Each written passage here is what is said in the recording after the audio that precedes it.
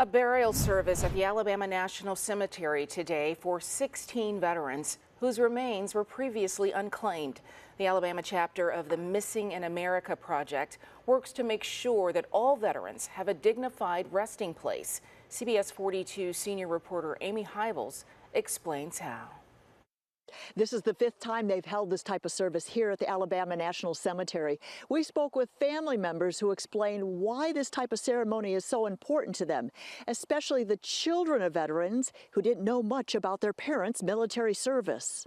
The Missing in America Project service included a flyover by the Shelby Patriot Flyers, an Army Honors firing team, and TAPS.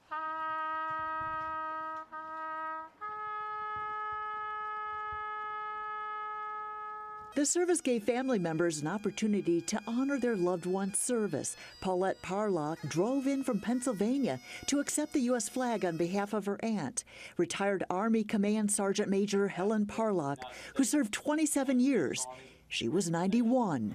Please accept this flag. Also honored, Please accept this symbol. Retired Army Sergeant First Class Donald Thomas, who died at the age of 72 after serving 4 years in the Air Force and 34 years in the Army Reserve. Why was this important to you, to see your brother honored?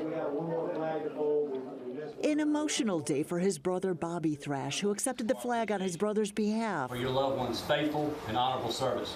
It was also an emotional day for Joseph Hall, who drove in from Fort Walton Beach, Florida, to accept a flag on behalf of his father, Connor Hall, who was an Air Force veteran. I couldn't believe it the first time I heard that they were giving this service to my father, because he never really talked about his life in the military that much.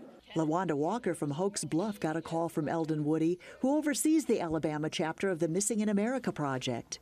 When your parent is not in your birth certificate, it's hard to make certain moves. Her dad, Kenneth Sturdivant, had served as a private in the U.S. Army. I just want everyone to really understand how important what they do is. Woody explains how this service came about. There was an Army post up at Fort McClellan in Anniston, Alabama. I happened to stop at East Alabama Cremation Services, talked to the owner, Dudley Miller, and he said he did have some unclaimed cremains.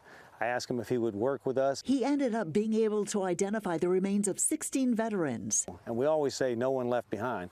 Well, when there's a veteran sitting on a shelf somewhere, he's sort of left behind. We want to take that no veteran left behind idea all the way to an honorable, respectful, dignified burial in a cemetery that we can all be proud of. At the Alabama National Cemetery, I'm Amy Hybels, CBS 42 News.